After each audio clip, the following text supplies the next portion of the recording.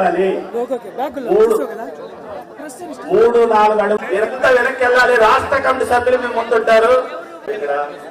First ఈ red carpet ముందు రాష్ట్ర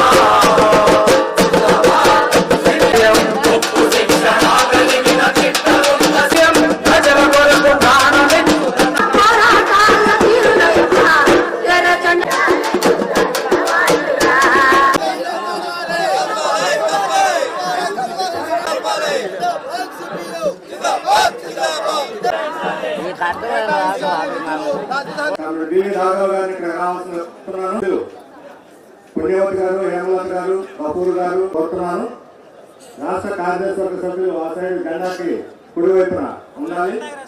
మిగతా ఒక 50 స్థానాలు వాళ్ళు ఉండండి. ప్రారంభం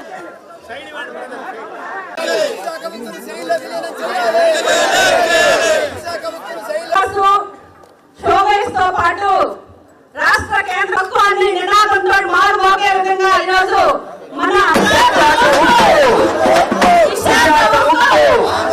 జాతర ప్రారంభించారు. ఈ జాతరలో ఆవిష్కరించాలి. నంద్యాలలో ప్రారంభమైన జాతర ఈరోజు మన నెల్లూరు చేరుకుంది. ఒప్పందాలు రద్దు చేయాలి. శక్తి ఒప్పందాలు రద్దు చేయాలి. శక్తి 4వ జాతర అమరావతి మండల కళాకారులు అందరూ వచ్చి మన కేంద్ర అమరావతిని త్వరితగతిన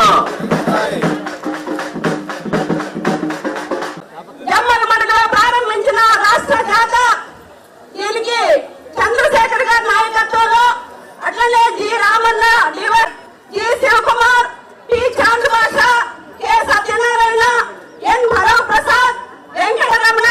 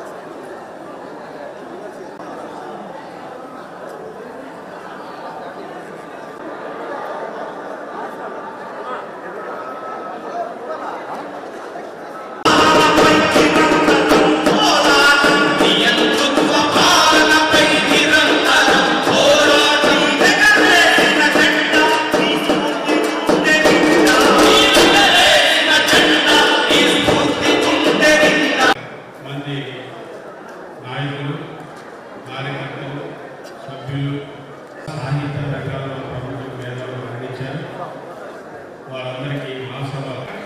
మతతత్వ విభజన రాజకీయాలు ఎండగట్టడంలో స్నేహ సంబంధాలు నెలకొల్పడంలో ఆయన కృషి పర్వాలేదని ఈ సమయంలో తెలంగాణ సాయుధ పోరాటంలో కీలక పాత్ర వహించినటువంటి మల్లు స్వరాజ్యం గారు ఈ మధ్య కాలంలో చనిపోయారు. పొందినటువంటి ఉభయ గోదావరి జిల్లాలో దానికి కీలకమైన పాత్ర పోషించినటువంటి ఆర్ఎస్ గారు ఈ మధ్య చనిపోయారు. సాధిస్తాం మీ ఆశయాలను.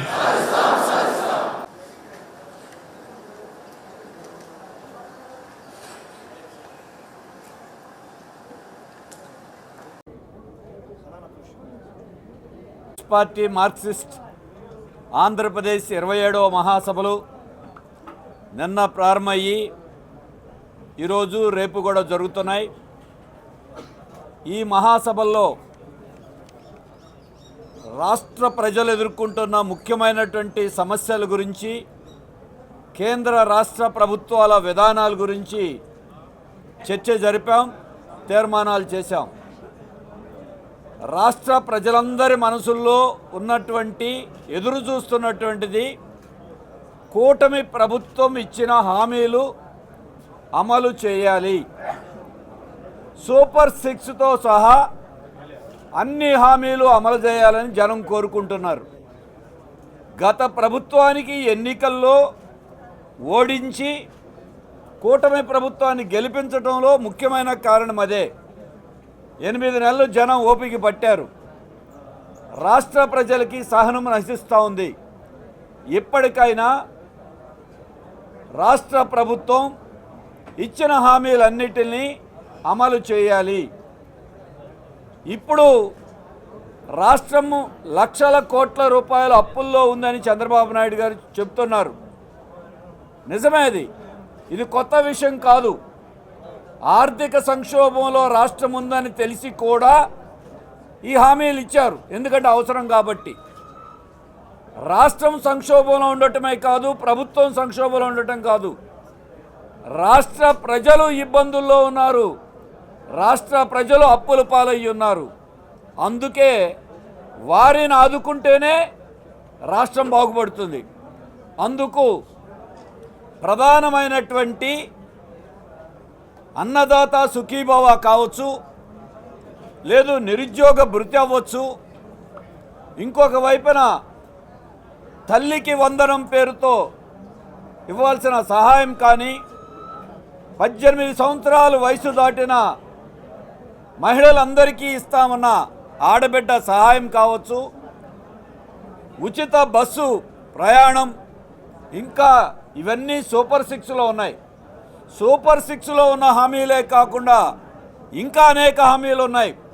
50 ఏళ్లకే బీసీ కులాల వారికి పెన్షన్ కానీ, అలాగే ఈరోజు ఆస్తి పన్ను పట్టణాల్లో తగ్గించే విషయం సమీక్షించడం కానీ, ఇటువంటివన్నీ ఉన్నాయి. కాబట్టి వీటి మీద ప్రభుత్వం మేము జూన్ లోపల అమలు చేస్తాం 3, ఆ తర్వాత ఇంకో 3 అనౌన్స్ చేస్తాం అని చెప్తున్నారు. ఆర్థిక సంక్షోభాన్ని ప్రజలకి చెప్పడం తప్పు కాదు, కానీ దాన్ని అడ్డం పెట్టుకుని హామీల అమలుని కాలయాపన చేయటమో విస్మరించడమో చేస్తే ప్రజలు దీనికి వ్యతిరేకంగా పోరాడతారు. అందుకే ఈ మహాసభలో సూపర్ 6తో సహా అన్ని హామీల అమలుని వేగంగా చేయాలని ఒక రాష్ట్ర వ్యాప్తమైనటువంటి ఉద్యమానికి శ్రీకారం చుట్టాలని సిపిఎం నిర్ణయించాం. దీన్ని దశల వారీ ఆందోళన కార్యక్రమాలని మేము మహాసభ అనంతరం ప్రజలందరికీ పిలుపునిస్తూ ఉన్నాం. ఈ విషయంలో మీరు ఆర్థిక ఇబ్బందుల్లో ఉంటే కూటమిలో బీజేపీ భాగస్వామి. మరి నిన్న ఇచ్చినటువంటి బడ్జెట్లో రాష్ట్రంలో ఉన్న హామీలు బీజేపీ కూడా భాగస్వామి అయినప్పుడు అవసరమైతే కేంద్రం యొక్క సహాయం కూడా తీసుకోవాలి, డిమాండ్ చేయాలి. అదే కాదు, రాష్ట్రంలో ఈరోజు కూటమి ప్రభుత్వం 2047 విజన్ గురించి మాట్లాడుతున్నారు. కేంద్రం వికసిత భారత్ అంటూ ఉంది, కూటమి ప్రభుత్వం స్వర్ణాంధ్ర స్వచ్ఛాంధ్ర అంటున్నారు. 2047 సరే, 2025 సంగతి ఏమిటి? మీకు అధికారం ఇచ్చింది 5 ఏళ్ళు, దాదాపు 8 నెలలు గడిచింది, ఇంకా 4 సంవత్సరాల 4 నెలలు మాత్రమే ఉంది. 2029 వరకు అమలు చేయాల్సిన కార్యాచరణ ప్రకటించండి. భవిష్యత్తు 47 తప్పు కాదు, కానీ 25 గురించి 26 గురించి మాట్లాడకుండా మిగిలినటువంటి విషయాల గురించి మాట్లాడటం ఈరోజు రాష్ట్ర ప్రజలు మీరు సహనాన్ని పరీక్ష పెట్టద్దు అని అడుగుతున్నాం. ఇంకొకటి మహాసభలో మేము అడుగుతుంది, చెప్పినవి చేయలేదు, కానీ చెప్పకుండా ప్రజల మీద భారాలు వేస్తున్నారు. చెత్త పన్ను ఆపేశారు, మంచిదే. కానీ పట్టణాలలో ఉన్నటువంటి ఇంటి పన్ను ఆస్తి విలువ ఆధారంగా పెంచుతూ గత ప్రభుత్వం కేంద్ర ప్రభుత్వ ఆదేశాల మేరకు అమలు చేశారు. మేము వస్తే ఆ ఇంటి పన్ను పెంపుదలను కూడా సమీక్షిస్తామని హామీ ఇచ్చారు. రేపు మళ్ళీ ఏప్రిల్ నుండి 15% ఇంటి పన్నులు పెరుగుతాయి. మరి వాటి మీద ఎందుకని ఇవాళ వరకు మాట్లాడలా? కాబట్టి ఆస్తి పన్ను పెంపుదల నిలిపివేయాలి. రిజిస్ట్రేషన్ ఛార్జీలు పెంచారు. మరి వాటిల్లో నిజంగా చెప్పాలంటే రిజిస్ట్రేషన్ ఛార్జీలు పెరిగితే మళ్ళీ ఇంటి పన్నులు పెరిగేటువంటి అవకాశం ఉంది. కాబట్టి వీటిని కూడా చేయాలి. ఇప్పుడు భారాలు పెరిగినాయి తప్ప హామీలు మాత్రం అమలు జరగల. ప్రజలకు ఇచ్చేది ఇవ్వటం లేదు, కానీ ప్రజల మీద భారం మోపుతున్నారు. ఈ విధానం గతంలో ఉన్నటువంటి వైసీపీ ప్రభుత్వం అమలు చేసే ప్రజల ఆగ్రహానికి గురయ్యింది. మీరు ఇప్పటికైనా సరే ఈ విషయాన్ని మార్పు చేసుకోమని మేము కోరుతున్నాం. ఇంకొక వైపున మేము మహాసభలో తీర్మానించిన ముఖ్యమైనటువంటి విషయం, రాష్ట్రం ఏళ్ల బీజేపీ మోడీ ప్రభుత్వ నిర్లక్ష్యం గత 10.5 ఏళ్ల నుండి కొనసాగుతూనే ఉంది. ఇప్పుడు మీరు డబుల్ ఇంజన్ సర్కార్ అన్నారు. ఇంకా డబుల్ ఇంజనే కాదు, ట్రిపుల్ ఇంజన్. ఎందుకంటే జనసేన కూడా ఉంది. అటు బీజేపీ, ఇటు టీడీపీ, ఇటు జనసేన. ట్రిపుల్ ఇంజన్ అయిన తర్వాత స్పీడ్ పెరగాలి. ఇప్పుడు 3 ఇంజన్లు అయిన తర్వాత రాష్ట్రంలో ఏమి సాధించారు? ఇప్పటి వరకు సిపిఎంగా మేము కోరుతున్నది రాష్ట్రానికి రావాల్సిన హోదా గురించి మీరు మాట్లాడలా. అలాగే వెనకబడిన ప్రాంతాలకి ప్యాకేజీ గురించి నిన్న కనీసమైనటువంటి ప్రస్తావన కూడా కేంద్ర బడ్జెట్లో లేదు. విశాఖ ఉక్కుకి సంబంధించి రోజుకొక మాట, పూటకొక నాటకంలాగా కాకూడదు. విశాఖ ఉక్కు ఫ్యాక్టరీని స్ట్రాటజిక్ సేల్, వ్యూహాత్మకమైన అమ్మకమని కేంద్ర ప్రభుత్వం చేసిన నిర్ణయాన్ని ముందు ప్రధానమంత్రి గారి చేత విరమిస్తున్నట్టుగా మీరు ప్రకటించండి. అమ్ముతామని బడ్జెట్లో ప్రకటించారు గతంలో. అమ్మటం లేదు, ప్రైవేటీకరణ లేదు అని పార్లమెంటు సాక్షిగా మీరు ఎందుకు ప్రకటించరు? ఇప్పుడు ఇస్తామన్న 11,000 కోట్లు నేను బడ్జెట్లో మొత్తం లేదు. విశాఖ ఉక్కు ఫ్యాక్టరీకి ఈ నిధులు జీతాలు ఇవ్వటానికి కాకుండా మేము రాబోయే కాలంలో బ్యాంకులకు అప్పులు చెల్లించడానికి కేటాయిస్తామంటున్నారు. ఇది పునరుద్ధరించడానికా, లేదు అమ్మకం యొక్క ఆలోచనని అలాగే కొనసాగించడానికా? ఇవన్నీ కూడా ఈరోజు అనుమానాస్పదమైన విషయం ఉంది. అలాగే విశాఖ ఉక్కు ఆంధ్రుల హక్కు ఎలాగో కడప ఉక్కు కూడా ఆంధ్రుల హక్కే. కారణం, రాష్ట్ర విభజనల చట్టంలో కడపలో ఉక్కు ఫ్యాక్టరీ ఏర్పాటు చేస్తామని మాటలు చెప్పారు. ఇప్పటికీ 4 సార్లు శంకుస్థాపన అయ్యింది ఏ ప్రభుత్వంలో, కానీ జగన్మోహన్ రెడ్డి గారే 3 సార్లు చేశారు. మరి ఇప్పటి వరకు కడప ఊసలేదు. విశాఖపట్నం ఉక్కు ఫ్యాక్టరీ ఊపిరి తీస్తామన్నారు. అందుకే ఈ విషయంలో ఆంధ్రప్రదేశ్ ఆత్మగౌరవమే కాదు, ఆంధ్రప్రదేశ్ ప్రజల హక్కుగా ఉన్నటువంటి విభజన హామీలు అమలు చేయటం మీద కేంద్ర ప్రభుత్వం ఈరోజు ఇప్పటికీ నిర్లక్ష్యం 10.5 ఏళ్ల నుంచి సాగిస్తూనే ఉంది. నిన్న బడ్జెట్లో కూడా ఎన్నికలు ఉన్నటువంటి బీహార్కి పథకాలు నిధులు కేటాయించారు. మరి ఆంధ్రప్రదేశ్ కూటమిలో ఉండి చంద్రబాబు నాయుడు గారు, పవన్ కళ్యాణ్ గారు ఎందుకు మీరు కేంద్రం మీద బీహార్ లాగా ఒత్తిడి తీసుకొచ్చి చేయలేకపోతున్నారు? అందుకే మీరు కూటమిలో మోడీ గారిని చంద్రబాబు గారు పొగట్టం, చంద్రబాబు గారిని మోడీ గారిని పొగట్టం. పొగడ్తలు కాదు, నిధులు కావాలి. అలాగే మేము అడుగుతుంది ఒకటే, మీ శ్రద్ధ అంతా ఢిల్లీ ఎన్నికల్లో ప్రచారం కోసం బీజేపీకి పవన్ కళ్యాణ్ గారు వెళ్తున్నారు. మహారాష్ట్ర ఎన్నికలకి వెళ్ళొచ్చారు. ఎన్నికల ప్రచారం కోసం బీజేపీకి ఉపయోగపడటమా, మీకున్న బలాన్ని ఆంధ్రప్రదేశ్కి వినియోగించడం కోసం మీ బలాన్ని వాడతారా? ఇప్పటిదాకా మాత్రం వాళ్ళకి ప్రచారం చేసి వాళ్ళని గెలిపించే బాధ్యతలు తీసుకున్నారు.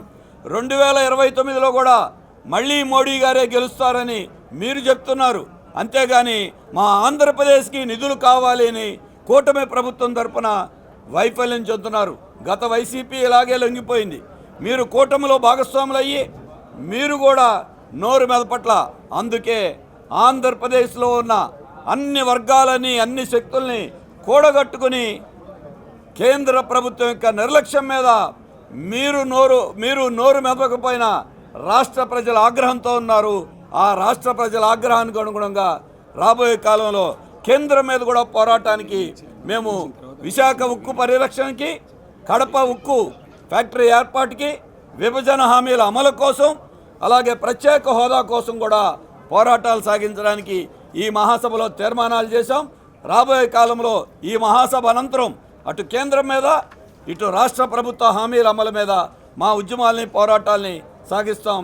దానికి ప్రజలందరూ కూడా ఈ మహాసభ పిలుపులో అందుకుని రాబోయే కాలంలో రాష్ట్ర ప్రజల ప్రయోజనాలు పరిరక్షించడం కలిసి రావాల్సిందిగా